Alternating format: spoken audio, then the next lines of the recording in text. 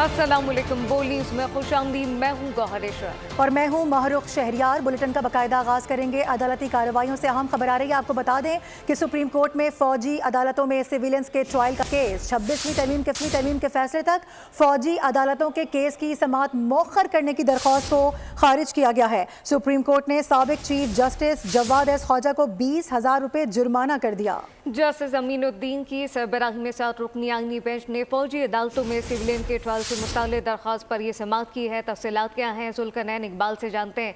जुल्करनैन, समाअत का अहवाल बताइएगा। देखिए, ये तारीख में पहली बार हुआ है कि सुप्रीम कोर्ट ने अपने ही साबिक चीफ जस्टिस की दरखास्त 20,000 रुपये जुर्माने के साथ खारिज कर दी है। जवाद एस ख्वाजा जो साबिक चीफ जस्टिस रहे हैं पाकिस्तान के 2015 में, उनकी जानिब से ये दरखास्त दी गई थी फौजी अदालतों के केस में कि जब तक 26वीं आईनी तरमीम का फैसला ना हो जाए उस वक्त तक जो फौजी अदालतों का केस है इसका समाअत ना की जाए, क्योंकि अगर 26वीं तरमीम कलअदम हो गई तो उसके नतीजे में होने वाले तमाम इक़दाम और जुडिशल कमीशन जो कायम हुआ था जिसने मौजूदा आईनी बेंच को तैनात किया है, जजेस का इंतखाब किया, वो सब भी कलअदम हो जाएगा। इस पर जजेस की जानिब से कहा गया कि जब भी ऐसा कोई मामला होता है, कोई तरमीम या कानून कलअदम होता है, उसके तहत होने वाले तमाम फैसलों को कानूनी तहफ़्फ़ुज़ दिया जाता है। आप ये कैसे अखज़ कर सकते हैं कि एक तो आईनी तरमीम कलअदम होगी, दूसरा ये कि जो फैसले हैं उनको तहफ़्फ़ुज़ नहीं दिया जाएगा। इस ऑब्जर्वेशन के साथ सुप्रीम कोर्ट ने दरखास्त खारिज की और 20,000 रुपये साबिक chief justice Jawwad S Khawaja को जुर्माना भी आयद कर दिया। इसके बाद वजारत दिफा के वकील ख्वाजा हारिस ने अपने दलाइल का आगाज़ किया, जिसमें उन्होंने कहा कि जो सिविलियंस और फौजियों के दरमियान एक फ़र्क कायम किया गया है, ये मसनूई है, क्योंकि तमाम जो फौजी हैं वो भी दरअसल सिविलियंस ही होते हैं। उन्होंने कहा कि जो 3 तरह की कैटेगरीज हैं जिन सिविलियंस का ट्रायल फौजी अदालतों में हो सकता है। पहली कैटेगरी वो है जो वो सिविलियंस जो पाक फौज के किसी भी इदारे में मुलाजमत करते हैं। दूसरा उन्होंने कहा कि वो सिविलियंस जो किसी फौजी को उसके काम में मुदाखलत करें, उसको काम से रोकें या किसी जुर्म पर उकसाएं। तीसरा उन्होंने कहा कि फौजी तनसीबात पर जो हमला करने में मुलविस सिविलियंस होंगे उनका ट्रायल भी फौजी अदालतों में होगा। आप अदालत का ट्रायल भी फौजी अदालतों में होगा। जुल्करनैन इकबाल अपडेट कर रहे थे, आपका शुक्रिया। आगे बढ़ते हुए आपको बताएं कि रावलपिंडी अडियाला जेल में अहम केसेस की समाअत हो रही है। 190 मिलियन पाउंड और तोशाखाना 2 रेफरेंस में मुसलसल गैर हाजिरी पर अदालत ने बुशरा बीबी के नाकाबिल जमानत वारंट गिरफ्तारी जारी कर रखे हैं। तफसीलात क्या है, बात करेंगे। इसरार खान हमें ज्वाइन कर रहे हैं। इसरार, क्या खबरें आ रही हैं कि आज अदालत में पेशी हो रही है या नहीं हो रही?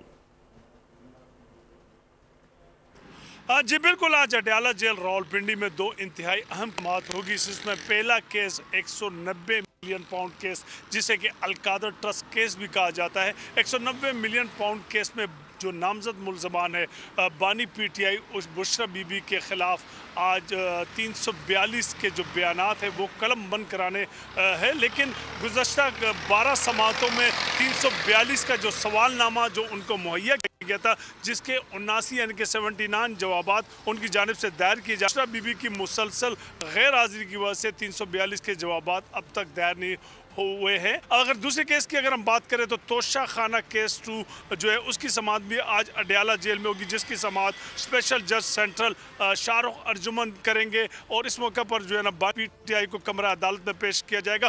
तोशा खाना 2 के हवाले से अगर हम बताएं अपने नाज़रीन को तो तोशा खाना 2 केस में हाई कोर्ट की जानिब से बुशरा बीबी को जमानत दी गई थी, लेकिन मुसलसल गैर हाजिरी की बुनियाद पर जो स्पेशल जज सेंट्रल अर्जुमन शाहरुख अर्जुमन ने बुशरा बीबी की जमानत मनसूख करते हुए नाकाबिल जमानत वारंट गिरफ्तारी जारी किए। प्रोसिक्यूशन की जानिब से अगर हम बात करें तो दोनों केसेस में सरदार मुजफ्फर अब्बासी और दूसरे केस में जुल्फ़िकार नकवी पेश होते हैं और बुशरा बीबी की जानिब से जो वकला सफाई की जो टीम है उसमें चौधरी ज़हीर अब्बास, सलमान सफदर और दीगर वकला में फैसल फरीद चौधरी। बेहद शुक्रिया। अहम हुकूमती और इंतजामी मसाइल के हल के लिए 2 बड़ी इत्तेहादी जमातें आज सर जोड़ कर बैठेंगी। ज़रा के मुताबिक मुस्लिम लीग नून और पीपल्स पार्टी की कोऑर्डिनेशन कमेटियों का अहम इजलास आज होगा। पाकिस्तान पीपल्स पार्टी के तहफ़्फ़ुज़ात का जायज़ा लिया जाएगा।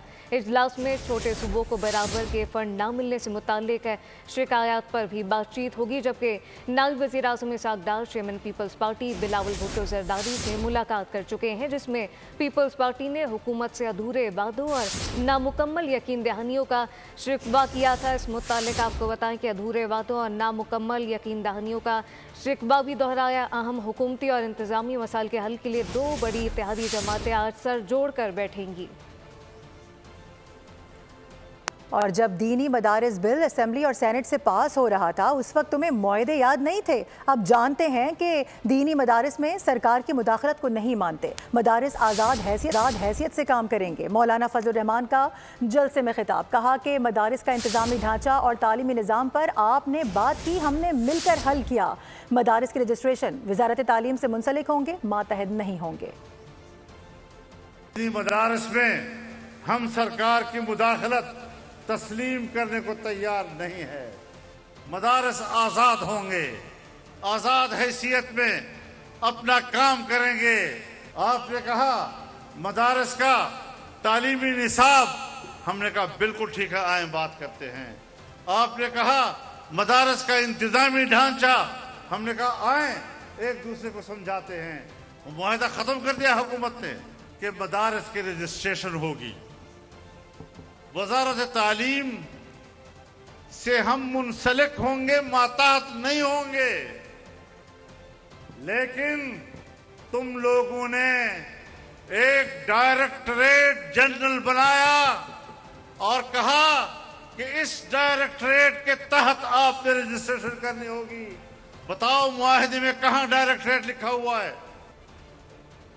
मुल्क की तरक्की के राह में किसी को रुकावट डालने की इजाज़त नहीं दी जा सकती। लीग के सदर नवाज शरीफ की वज़ीर आज़म शहबाज शरीफ से मुलाकात के दौरान गुफ्तगू हुई।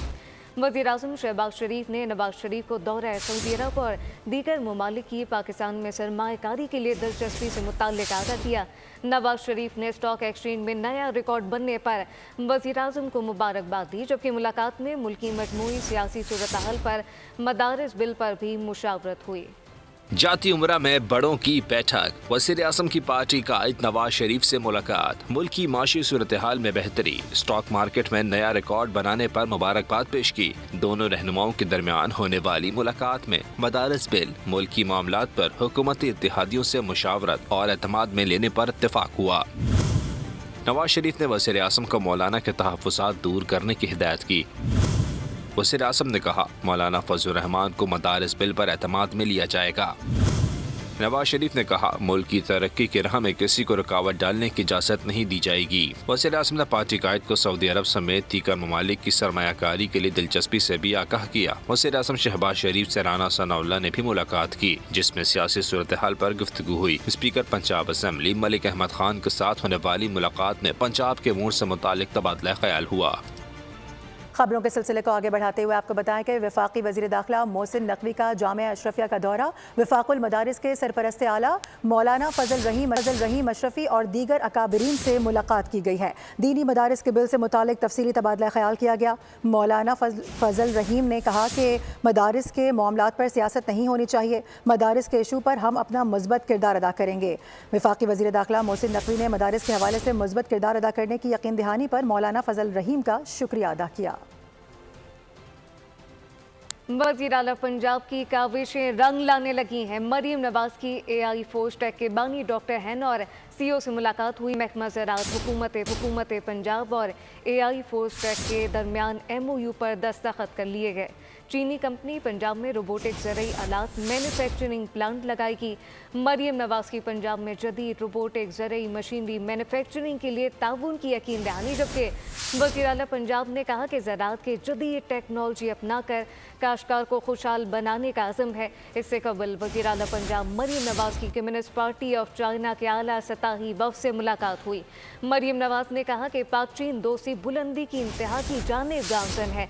चीन के इश्तराक से पंजाब को इक़्तिसादी और माशी बुलंदियों पर लेकर जाना चाहते हैं। मरीम नवाज ने वाज़ेह किया कि पंजाब और अहले पंजाब के अवाम की तरफ से अहले चीन का शुक्रिया अदा करते हैं। वज़ीर आला पंजाब मरीम नवाज चीन के 8 रोज़ा सरकारी दौरे पर है। मरीम नवाज चीन के अस्पताल, स्कूल, दीगर इदारों के दौरे करेंगी। ये पाकिस्तान की पहली खातून वज़ीर आला का दौरा चीन है। रुक करेंगे स्टॉक मार्केट का। आपको बताएं कि पाकिस्तान स्टॉक मार्केट में एक और तारीखी दिन है। कारोबारी हफ्ते के पहले रोज 100 इंडेक्स 1,10,000 की सतह उबूर कर गया है। ट्रेडिंग के दौरान इंडेक्स में 1000 से ज़ायद पॉइंट्स का इजाफा रिकॉर्ड किया गया। तफसीलात क्या है, कफील अहमद से जानते हैं। कफील बताइएगा क्या मार्केट सेंटिमेंट्स हैं? पहला रोज है और स्टॉक मार्केट में अगर हम बात कर लें तो उतार चढ़ाव कर जो है वो रुझान देखा गया था। मार्केट पहले जो है वो माइनस हुई थी 1400 पॉइंट्स के बाद मार्केट में 1000 से ज्यादा पॉइंट का इजाफा हुआ और मार्केट पहली मरतबा एक और रिकॉर्ड बनाने में कामयाब रही और 1,10,000 के जो लेवल था वो मार्केट अबूर करने में कामयाब रही। अगर हम बात कर लें आज के दिन की तो 1,10,264 का मार्केट जो है वो हाई बना है। तो हम इसमें जो करंट इंडेक्स है वो 414 पॉइंट का इजाफा मार्केट में और 1,09,468 के लेवल पर मार्केट जो है वो ट्रेड कर रही है। कफील अहमद, बहुत शुक्रिया।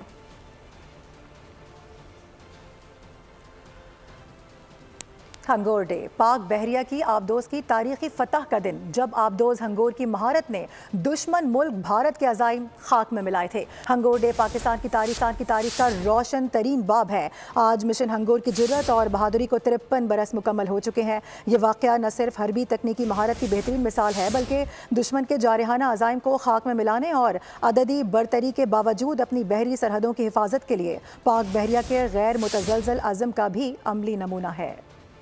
समंदरी हुदूद की निगहबान पाक बहरिया की तारीख लाजवाल कारनामों से भरी पड़ी है। 1971 की जंग में भी पाक बहरिया की आबदोज हंगोर ने ऐसा ही कारनामा अंजाम दिया जो पाकिस्तान की दिफाई तारीख में सुनहरा बाब रकम कर गया। 1971 की जंग में पाकिस्तानी आबदोज हंगोर ने नई तारीख रकम की। भारतीय जहाज कुकरी को समंदर बुर्द किया और दूसरे हमले में जंगी जहाज किरपान को मफलूज किया। बैक वक्त बर्री, बहरी और फिसाई मार्गों पर मुश्तमिल जंग में समंदर की गहराई में मौजूद पाक बहरिया की आबदोज हंगोर दुश्मन की हरकत और सकनात पर नजर रखने के लिए शब और रोज मुतहरिक थी। पाक बहरिया की आबदोज हंगोर ने गहरे समंदर में मौजूद भारत के नापाक अज़ाइम रखने वाले आबदोज शिकन जहाज किरपान और कुकरी का खोज लगा लिया। हंगोर ने भारतीय अहदाफ पर टॉर्पीडो से हमला किया। हमले के बाद दुश्मन मुल्क भारत का बहरी जहाज कुकरी समंदर गर्काब किया। हमले में पाकिस्तान सबमरीज ने भारतीय बहरिया की कमर तोड़ डाली और बड़े नुकसान से दो चार किया, जबकि बदतरीन हमले में 18 भारतीय अफसरान और 176 सेलर्स हलाक हुए। जंग असीम दोयम के बाद ये पहला मौका था कि किसी आबदोज ने किसी जंगी जहाज को गर्कात किया। शानदार कारनामे पर हंगोर को 4 सितारे जुर्रत, 2 तमग़े जुर्रत और 4 इम्तियाजी असनाद अता की गयी। इस हमले के बाद भारतीय बहरिया के अज़ाइम और मोराल दोनों समंदर की गहराइयों में गर्क हो गए थे। और नाजरीन, 1971 की पाक भारत जंग में अफवाज पाकिस्तान ने मशरकी और मगरबी महाजों पर दलेरी और शुजात की लाजवाल दास्तानें रकम की। मगरबी महाज पर पाक फौज ने दुश्मन को छम सेक्टर में न सिर्फ शिकस्त दी बल्कि पूरा इलाका भी उनसे छीन लिया। छम सेक्टर में आज भी पाकिस्तान के बेटे दुश्मन की आंखों में आंखें डालकर खड़े होते हैं। बात करेंगे नुमाइंदा खुसूसी बोल न्यूज़ सलमान अवान हमें ज्वाइन कर रहे हैं, जो कि इस वक्त LOC पर अगले मोर्चों पर मौजूद हैं। सलमान, बताइएगा कैसे मनाजिर आप यहाँ पर देखते हैं, जवानों का हौसला कितना बुलंद है? आज वक्त मौजूद हूँ LOC पे छम सेक्टर में एक फॉरवर्ड पोस्ट पर, और पाकिस्तान की बैटल हिस्ट्री में या पाकिस्तान आर्मी की बैटल हिस्ट्री में छम सेक्टर की बहुत ज़्यादा इंपॉर्टेंस है। 1971 की वॉर में पाकिस्तान आर्मी ने ये इलाका इंडियन आर्मी से कैप्चर किया था और आज भी ये पाकिस्तान के पास मौजूद है। उस वक्त पाकिस्तान के बेटों ने, अफसरों ने, जवानों ने जानों का नजराना देकर ये इलाका जो है दुश्मन से कैप्चर किया और आज भी पाकिस्तान आर्मी के अफसर और जवान इस दूर दराज इलाके के अंदर, इस जंगल नुमा इलाके के अंदर जो है वो मौजूद हैं और अपनी जिम्मेदारियां अदा कर रहे हैं। इस वक्त पाकिस्तान आर्मी के 2 बहादुर सपूत, 2 सोल्जर्स हमारे पास मौजूद हैं। नायब सूबेदार मसूद हमारे साथ मौजूद हैं, उनसे बात करते हैं। अस्सलाम वालेकुम। वालेकुम, थैंक यू। मैं जिस इलाके में खड़ा हूँ, जिस जगह पे खड़ा हूँ, बड़ा फ़ख्र महसूस कर रहा हूँ और मैं ये एक फ़ख्र इस वजह से महसूस कर रहा हूँ कि हमारे इस्लाफ ने बहुत सी कुर्बानी दी है यहाँ पे 1971 में, और ये जगह, ये इलाका आज़ाद करवाया है।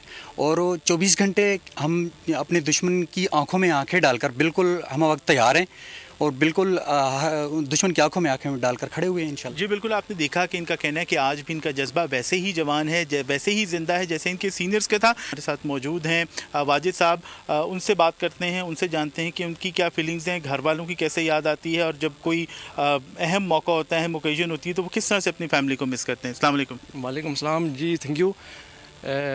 हमें हर ट्रेनिंग में यही चीज़ सिखाई जाती है कि यूनिट हमारा घर है, तो सबसे पहली प्रायोरिटी जो है ना हमें अपने बॉर्डर पे देनी पड़ती है। और जब हमारा बॉर्डर सेफ़ है, हमारा मुल्क सेफ़ है, तो हमारी फैमिली सेफ़ हैं। आपने देखा कि पाकिस्तान आर्मी के अफसरों का, जवानों का एक ही जज्बा है कि उनकी सबसे पहली तरजीह, उनकी सबसे पहली प्रायोरिटी उनका वतन, उनका प्यारा वतन पाकिस्तान है और पाकिस्तान है। बहुत शुक्रिया आपका।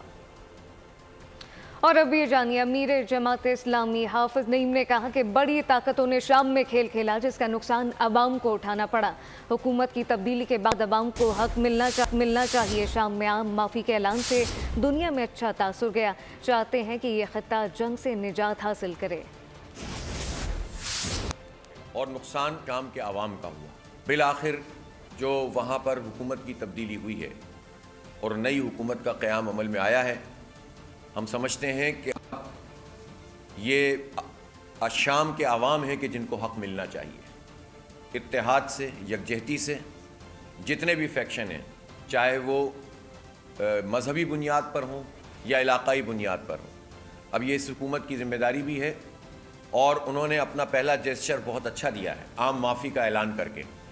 और मैं समझता हूँ कि इसके नतीजे में एक सॉफ्ट कॉर्नर पूरी दुनिया में उनके लिए पैदा हुआ है और यही वो रास्ता है जिसके ज़रिए से शाम के अवाम को उनका हक मिल सकता है। आपको बताएं कि शाम में असद ख़ानदान के इक़्तिदार का सूरज गुरूब हो चुका है। दमिश्क से फ़रार होने के बाद बशार अल असद रूस पहुँच चुके हैं।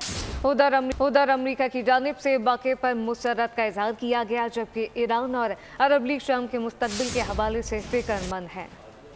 शाम में बशार अल असद के इक़्तिदार की शाम ढल गई। साबिक सदर की पुरअसरार गुमशुदगी का सस्पेंस भी ख़त्म हुआ। दमिश्क से परवास करके बशार अल असद मास्को पहुँच गए। ये इंकिशाफ रूसी हुक्काम की जानिब से सामने आया। दूसरी जानिब सदर बाइडेन का कहना है कि रूस, ईरान और हिजबुल्लाह शामी हुकूमत का दिफा न कर सके। अमरीका शाम में शराकतदारों के साथ मिलकर काम करेगा। उधर पेंटागन ने शाम में अमरीकी फ़ौज बरकरार रखने का ऐलान किया। कहा, दाइश से निपटने के लिए अमरीकी मौजूदगी ज़रूरी है। ईरानी सदर मसूद पज़ेश्कियान ने जोर दिया कि शाम को इस वक्त इस्तेहकाम की ज़रूरत है ताकि मुल्क का मुस्तकबिल महफूज रहे। अरब लीग का कहना है कि अब शाम पर पाबंदियों का खात्मा होना चाहिए। शाम के लिए अरब लीग की हिमायत जारी रहेगी। बशार अल असद हुकूमत का मुकम्मल खात्मा इस वक्त हुआ जब बाकी तंजीम हयात तहरीर अल शाम ने दमिश्क में पेशकदमी की। इस मौके पर साबिक सदर मुल्क से फरार हो चुके थे। ऐसी भी इत्तलात आईं कि दौरान परवाज उनका जहाज तबाह हुआ और वो अहले खाना के साथ जाँ बहक हो गए। ताहम बाद में इसकी तरतीब सामने आ गई। शाम में बशार अल असद हुकूमत के खिलाफ 14 साल कबल खाना जंगी शुरू हुई थी। जबकि शाम की सूरत हाल पर पाकिस्तानी दफ्तर खर्जा का कहना है कि पाकिस्तान के असूली मौक़िफ़ में कोई तब्दीली नहीं आई। शाम में बदलती हुई सूरत हाल का बखौर जायज़ा ले रहे हैं। जबकि शाम में मुकीम पाकिस्तानियों से मुताल्लिक़ तर्जुमान का बताना था कि तमाम पाकिस्तानी शहरी शाम में महफूज हैं। सिफारत खाना ज़ायरीन समेत तमाम फंसे हुए पाकिस्तानियों से मुकम्मल राब्ते में है। शामी हुकूमत का धड़न तख्ता, बागियों ने कंट्रोल संभाल लिया। बदलती सूरत हाल से गैर मुल्की घरों तक महसूर। पाकिस्तानियों ने भी दफ्तर खारजा से राब्ता कर लिया। चिनियोट का रिहायशी खानदान भी शदीद परेशानी का शिकार। ज़ियारतों के लिए शाम में मौजूद महसूर सायरीन ने हुकूमत से मदद की अपील कर दी। मुतासरा खानदान के मुताबिक अहले खाना के 15 अफराद ज़ियारत के लिए शाम गए थे, जिनसे अब राब्ता मुनक़ता है। हुकूमत पाकिस्तान से मेरी अपील है कि उनको वहाँ से बाहिफाजत पाकिस्तान मुंतकिल किया जाए। उनसे में हमारा काफ़ी शाम तक रब्ता था, लेकिन उसके बाद से उनसे रब्ता हमारा मुनक़ता हो चुका है और अब हम सब परेशान हैं उनसे रब्ता ना होने की वजह से। उधर तर्जुमान दफ्तर खारजा का कहना है कि शाम में बदलती सूरत हाल पर गहरी नजर रखे हुए हैं। शाम में पाकिस्तानी शहरी महफूज हैं। तर्जुमान का ये भी कहना था कि पाकिस्तान का सफारत खाना खुला है। हमारा सफारत खाना सायरीन समेत फंसे हुए पाकिस्तानियों से राब्ते में है। हवाई अड्डे खुलने के बाद पाकिस्तानियों की वापसी को सफारत खाना आसान बनाएगा। तर्जुमान के मुताबिक पाकिस्तानी सफारत खाने का कहना है कि 1200 के करीब पाकिस्तानी शाम में मुकीम है। 250 अफराद ने वतन वापसी के लिए रुजू किया है। खूबसूरत मौसम की बात करेंगे। मुल्क के बालाई इलाकों में कड़ाके की सर्दी पड़ रही है। पहाड़ी इलाकों में बर्फ की सफ़ेद चादर बिछ चुकी है। मानसहरा, शुगरान, कागान, नारान, नीलम वैली और मलका कोहसार समेत गलियात में बर्फबारी से सर्दी की शिद्दत बढ़ने लगी है। कराची में भी सर्दी जोर पकड़ने लगी है। सुबह सवेरे पारा 10 डिग्री से नीचे आ गया था, लेकिन इस वक्त मरी की क्या सूरत हाल है, बात करेंगे। हमारे साथ मौजूद हैं हमारे नुमाइंदे आरिफ सईद। आरिफ सईद, बताइएगा, सयाह खिंचे चले आ रहे हैं इस मौसम में? जी बिल्कुल, मलका कोहसार मरी में गुज़श्ता रोज़ यहाँ पर हल्की बर्फबारी का सिलसिला शुरू हुआ, जिसके बाद सर्दी शिद्दत में गैर मामूली इजाफा हो चुका है। स्याह भी जो यहाँ के हसीन मौसम और खूबसूरत नज़ारों से जी भर लुत्फ़ हो रहे हैं। मेरे साथ इस टाइम में स्याह भी मौजूद है। आइए से पूछते हैं यहाँ पर मौसम और नज़ारों को कैसे इंजॉय कर रहे हैं। अच्छा, कल हमें उम्मीद नहीं थी कि यहाँ पे बर्फबारी होगी, मगर जब यहाँ पे पहुँचे हैं तो 3 बजे जो है ना बर्फबारी हुई है। अराउंड अबाउट 2-2 इंच तक जो है ना बर्फबारी थी और खूब इंजॉय किया। और सर्दी यहाँ पे बहुत ज़्यादा है 3 में टेम्परेचर चल रहा था और अभी रिसेंटली सुबह बता रहे थे कि यूबिया में भी जो है ना अभी फ्रेश बर्फबारी हुई है। तो जी बहुत मज़ा आ रहा है। कल भी हमने स्नोफॉल देखी है, उम्मीद तो नहीं थी कि स्नोफॉल होगी, लेकिन माशाल्लाह स्नोफॉल हुई है और बहुत इंजॉय किया है। रात को भी माशाल्लाह बहुत ज़्यादा इंजॉय किया था। जी जैसा कि साहब बता रहे हैं जी कि यहाँ का मौसम और नज़ारे इंतहाई खूबसूरत है। यहाँ ये भी पता चलूँ कि आइंदा चंद रोज़ तक मज़ीद बर्फबारी। सईद बहुत शुक्रिया आपका। अब बात करते हैं जन्नत नज़ीर वादी कश्मीर के मौसम की, जहां रात गए बर्फबारी से मौसम सर्द हो गया है।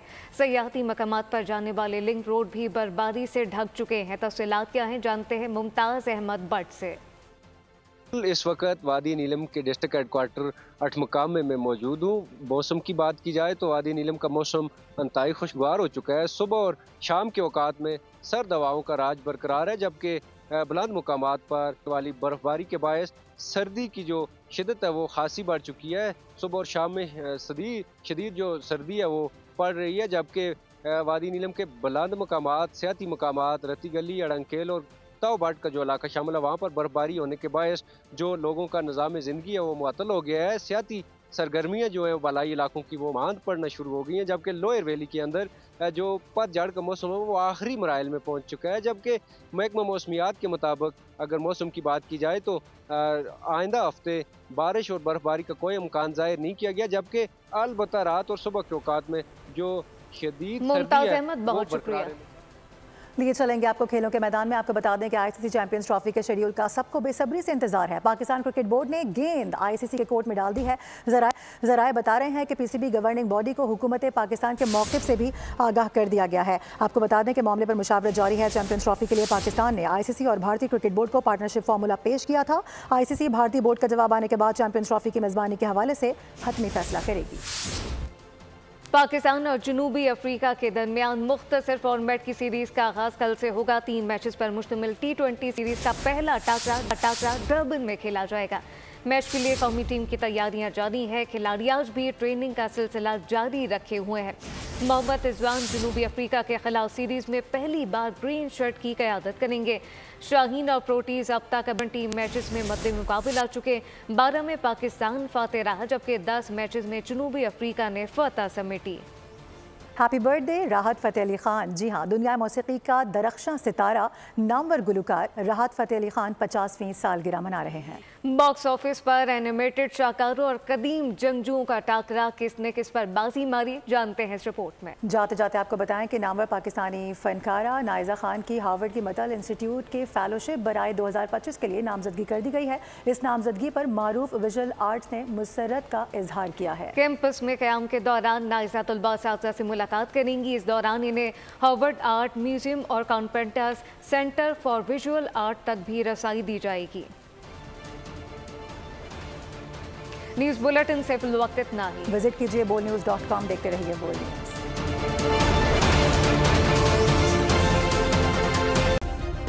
सब्सक्राइब करें और बेल दबाएं ताकि कोई खबर रह न जाए।